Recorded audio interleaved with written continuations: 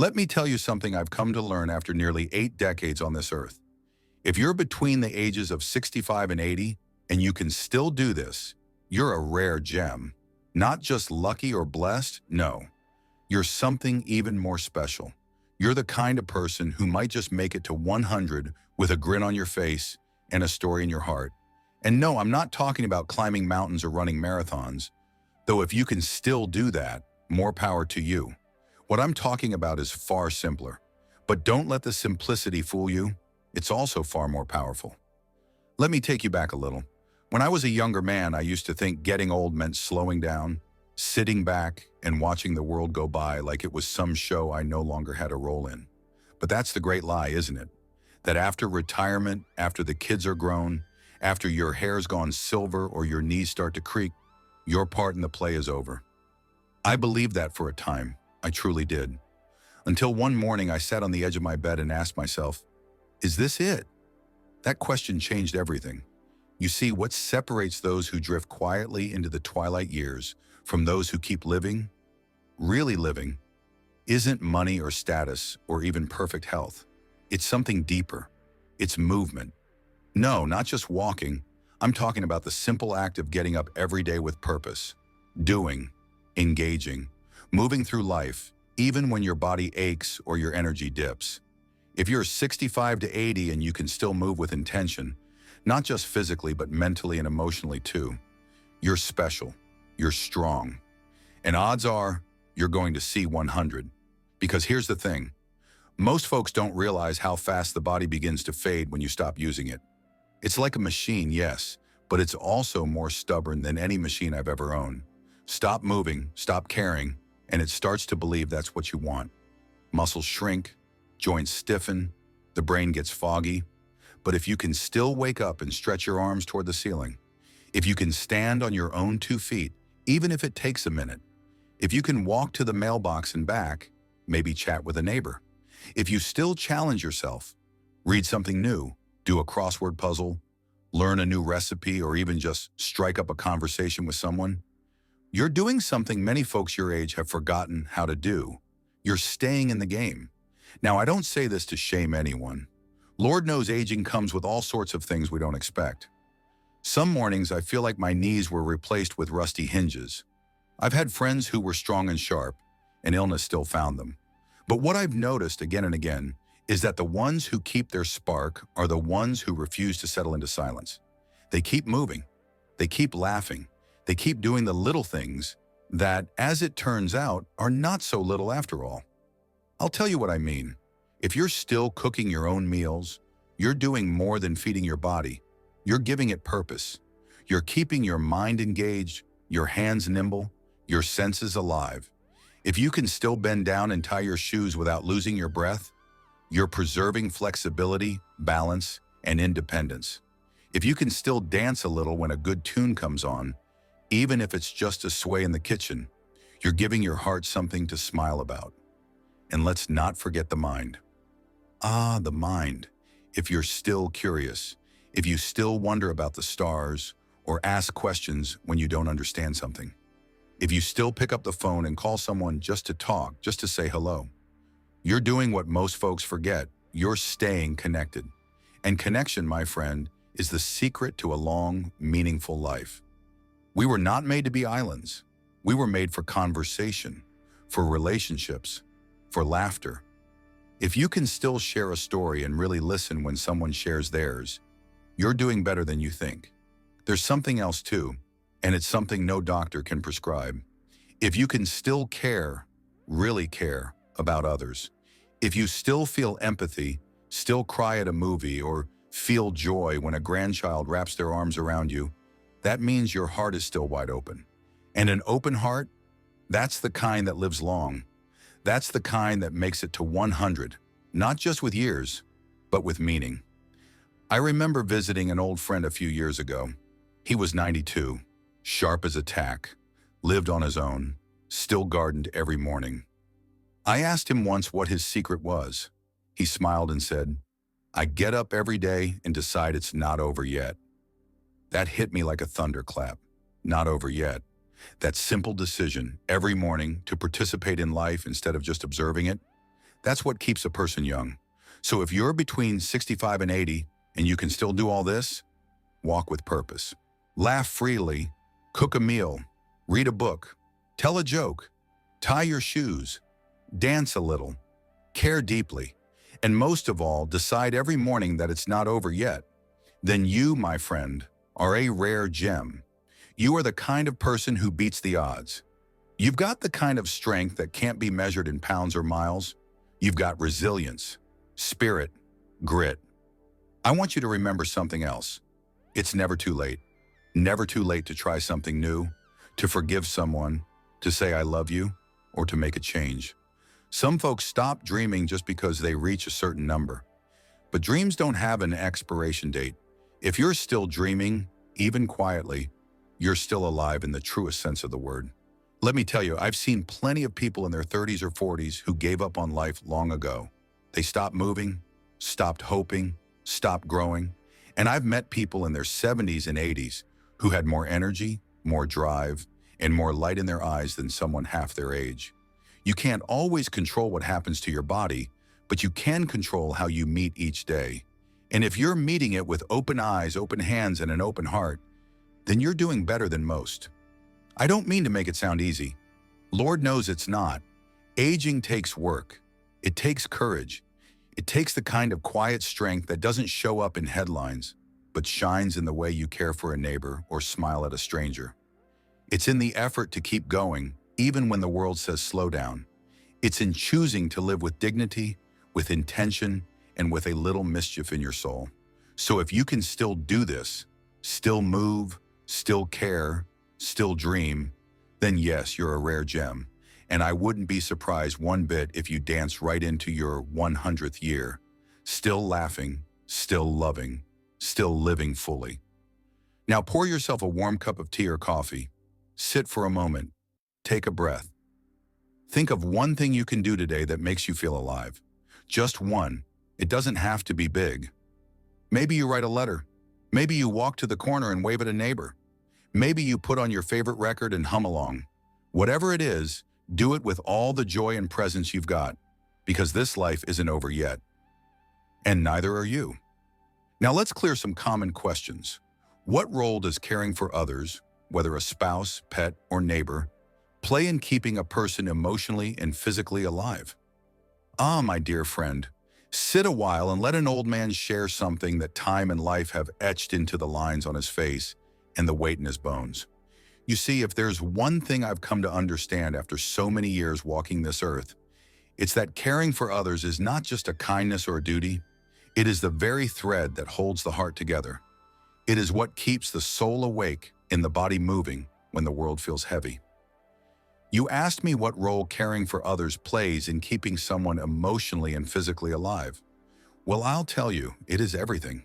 It is the fire in the hearth on a cold winter night. It is the song the wind sings through the trees when your spirit needs lifting. And it is the reason the heart keeps beating long after the strength of youth has faded.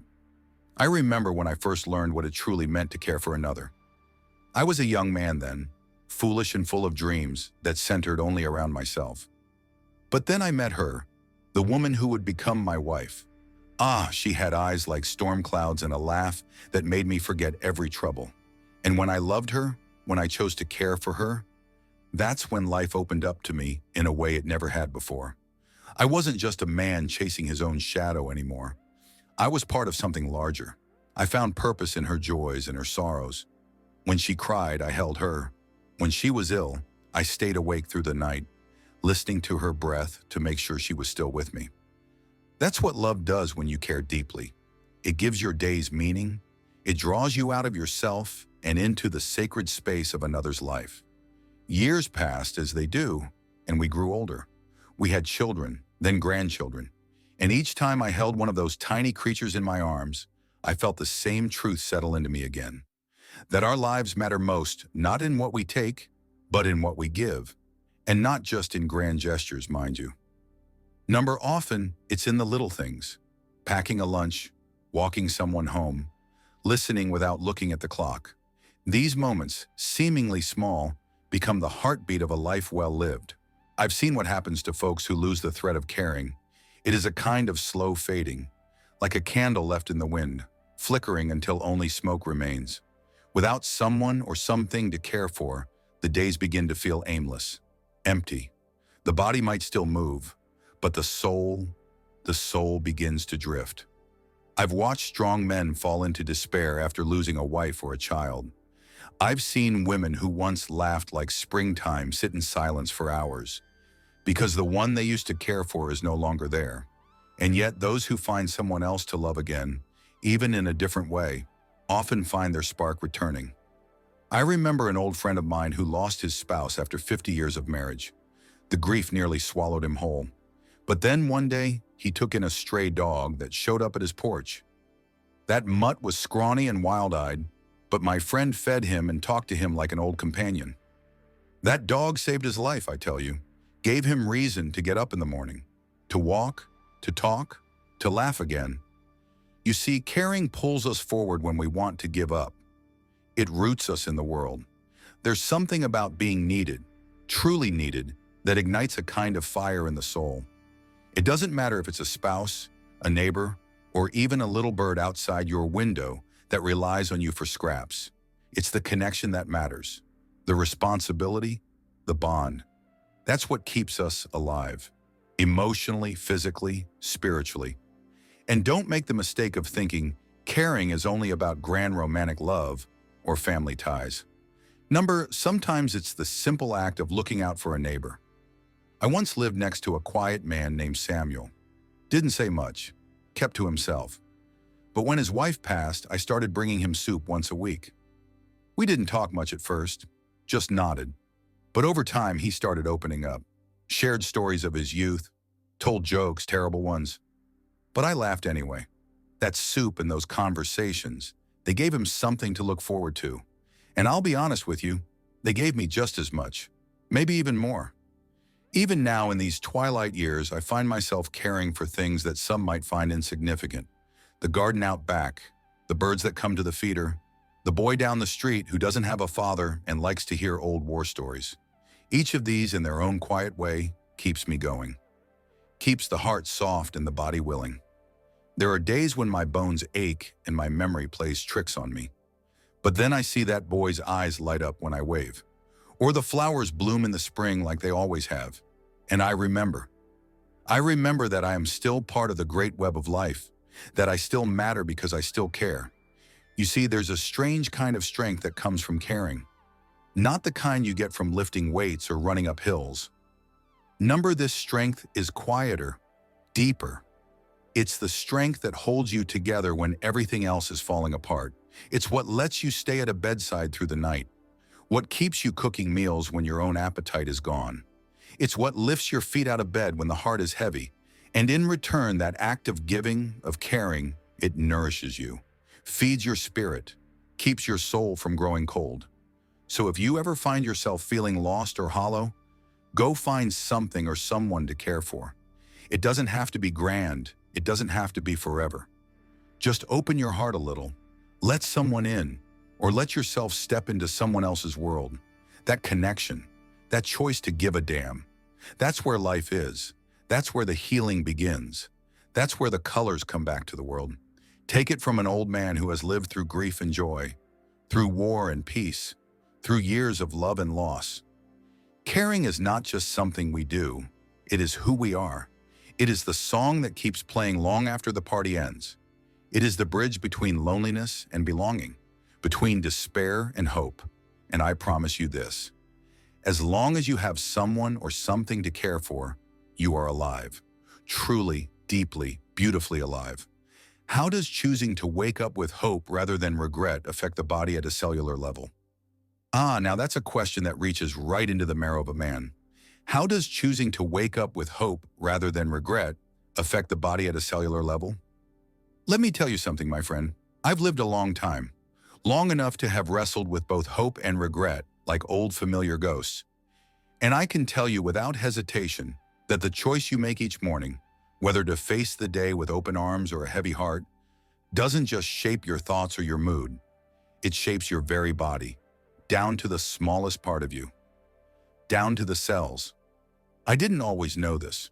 Not when I was young and full of fire, but the years taught me, and oh, they taught me well. I've woken up in every kind of state a man can wake up in. Some mornings, the light coming through the window felt like a blessing. Others, it felt like an insult. But the difference between those mornings was not the weather or the weight of the world. It was the story I chose to tell myself when my eyes opened. When I woke up with hope, even a small flicker of it, I noticed something. My body moved differently. My breath came easier. My heart, even with its age and wear, beat stronger. On the mornings when I reached for regret instead, when I let the old sorrows and mistakes rise up first, everything in me seemed slower, tighter, heavier. It's as if each cell in my body was listening to my mind, waiting to take orders from the captain at the helm. And when I chose hope, they stood up straighter. When I chose regret, they folded in on themselves like autumn leaves. Now, I'm no scientist, but I've read enough and felt enough to know that our thoughts don't just stay in our heads, they trickle down into every part of us. Every thought we hold sends out signals, like a ripple across a still pond. You hold on to hope, and your body releases chemicals that strengthen you. Chemicals that help repair, restore, and rebuild. Things like dopamine, serotonin, and oxytocin. These are not just fancy words. These are the gentle messengers that tell your cells it's safe to grow, to heal, to keep going. But you hold on to regret too long, and a different kind of message starts to flow. Cortisol, adrenaline, stress hormones. And let me tell you, a little stress in a storm is a good thing. It helps you run, helps you fight. But when it lingers day after day, like regret often does, it starts to wear you down, starts to eat at the edges, weakens the immune system, slows healing, affects the heart, even the skin. Yes, the skin. I've seen folks who aged years in just months because they could not let go of what was already gone. I remember my brother, God rest his soul. He was a man haunted by his past. He had a good heart, but carried too much weight in his spirit, always looking backward, always asking, what if? And I watched him break under it, slowly at first.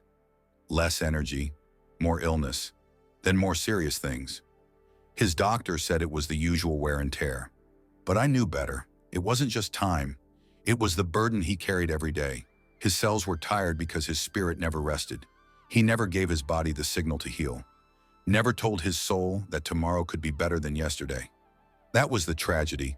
He never let himself believe in tomorrow. Now me, I've had my share of regrets. Lord knows I've made mistakes, said things I shouldn't, missed chances I wish I hadn't. But one morning, after losing someone I love more than life, I made a decision.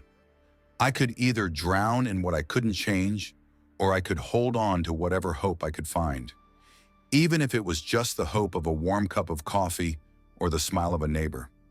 I chose hope, not because I always felt it, but because I knew the cost of not choosing it. And I swear to you, from that day on, something in my body shifted. The aches weren't as sharp. My breath came steadier. I slept better. I walked taller. It wasn't magic. It was the quiet miracle of choosing to live, of choosing to believe that life still held something good, something worth reaching for. I once read a bit about how even your DNA can respond to your emotional state. Isn't that something? The very blueprint of who you are, reacting to your thoughts like a tuning fork to sound. Hope tunes your body to life, to vitality. Regret, if you live in it too long, tunes your body to decay, to decline. It makes sense if you think about it. Hope tells your cells to prepare for the future. Regret tells them the future doesn't matter anymore. Which message would you rather your body listen to? I talk to younger folks these days and they ask how I keep going, how I stay so alive at my age. And I tell them the truth. I wake up each day and choose the side of the bed with light on it. I thank the morning for showing up. I speak kindly to myself even when I'm aching. And I forgive myself for the things I didn't know back then. I choose to hope, not just for grand miracles, but for small mercies, for peace, for laughter, for the chance to try again. That choice has been better than any medicine. And let me tell you, it's contagious. When you live in hope, people feel it. They're drawn to it. Your very presence becomes healing, not only for yourself, but for others. I've had strangers tell me that a single kind word or a smile I gave them lifted their day. That's what hope does. It grows, it spreads, it heals. And I believe deep in my old bones that each hopeful thought you choose adds life to your body in ways science is only just beginning to understand. So if you want to live long, if you want to live well, if you want to give your cells a reason to keep dancing, then wake up each day with a bit of hope in your pocket. Speak gently to your past, but don't live there. Look forward, even if the road is foggy, even if your heart is bruised. Let hope be the sun that warms your face. Your cells will thank you. Your heart will thank you. And one day you'll be the old one sitting by the fire, telling someone else the same thing I'm telling you now. That hope is not just a feeling, it's a choice, a healing, a lifeline. It's what keeps you alive, all the way down to your very cells. If you knew your mindset today would shape how you live at 95, what would you change right now? Now that's a question worth chewing on, isn't it? If you knew your mindset today would shape how you live at 95, what would you change right now? I tell you, I didn't always think that far ahead. When I was young, I lived like tomorrow would wait patiently for me, like time was some kind of friend who'd hang around no matter how I treated him. But the truth is, time doesn't wait. And your mindset, the way you speak to yourself, the way you carry your thoughts, it builds the very road you're going to walk later in life. At 95, I feel every stone I laid down in my younger years. And I'll tell you straight, if I could go back and talk to the man I was at 20, 30, even 50, I'd have some words for him, gentle ones, but true. You see, mindset is more than just attitude. It's the lens through which you see the world. And over time, it becomes the shape of your life. I didn't always know that. For a good stretch of my years, I thought I had to be hard. That strength was about holding in the pain and pushing through without complaint. I walked around with this tightness in my chest, a quiet bitterness that I wore like armor. I was proud, I was stubborn, and I thought that was the way to be a man. But what I didn't realize was that every thought I held on to was feeding my body and soul like food or poison, and the ones that fed anger, guilt, or fear were slowly draining the life out of me. If I had known back then what I know now, I would have chosen softness sooner. I would have forgiven more quickly, especially myself. I carried shame around like a stone in my pocket, always feeling like I had to prove something or earn rest. I would have told myself that making mistakes doesn't make you unworthy, that love is not a reward you earn, it's a light you carry. And when you let it shine on yourself too, your whole world begins to open up.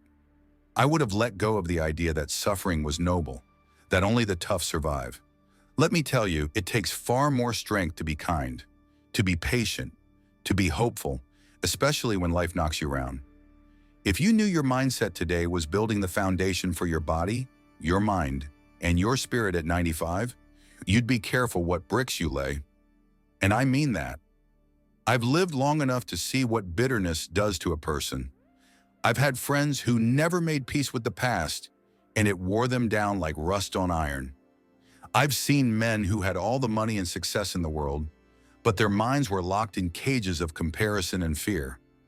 They never let themselves enjoy what they had because they were always thinking about what they hadn't done. That mindset steals your peace. And peace, my friend, is what gives you breath in your old age. Peace is what makes the sunset beautiful instead of sorrowful. You'd be surprised how much your thoughts can shape your health, too. I'm not just speaking in riddles here. I've read and lived enough to know that stress, worry, and anger eat at the body from the inside.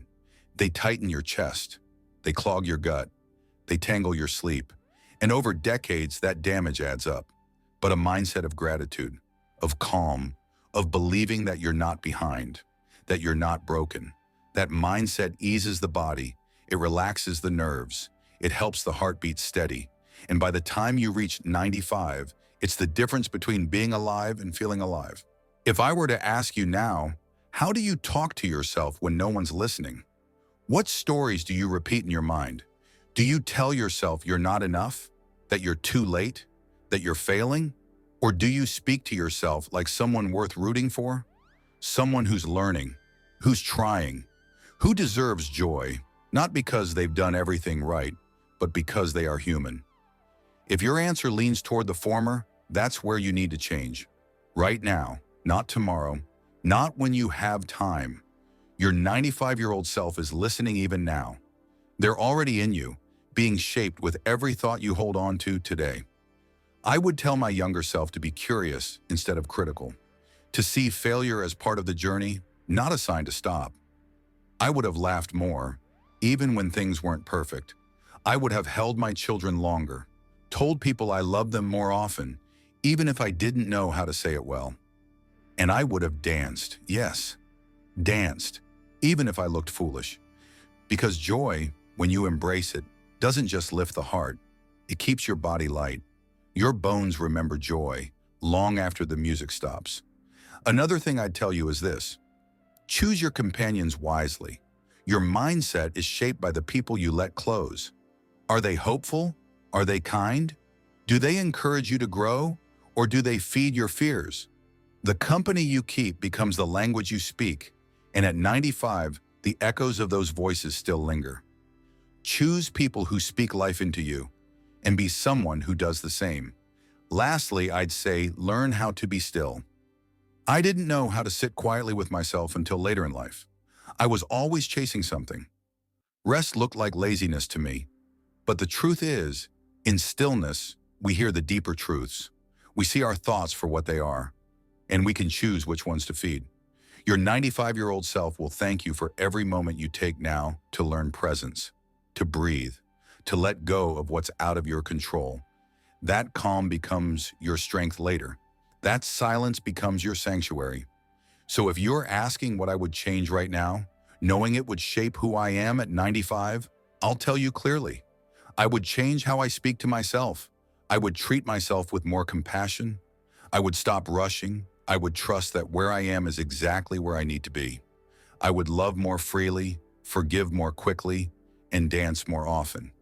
Because every thought you plant today grows into something real, something living. And if you water those thoughts with kindness, hope, patience, and joy, then by the time you are sitting in my chair, looking back on your life, you'll see not just the years that passed, but the life that bloomed. And let me tell you, that is worth every change you make today. If you like today's discussion, don't forget to like the video, and if you haven't subscribed to the channel yet, hit the subscribe button and the bell icon to stay updated with every video we release. And yes, don't forget to share your experiences and thoughts in the comments. Every comment is special to us. Your feedback helps us improve further. We'll continue to meet you in every new video on this channel. So until next time, take care.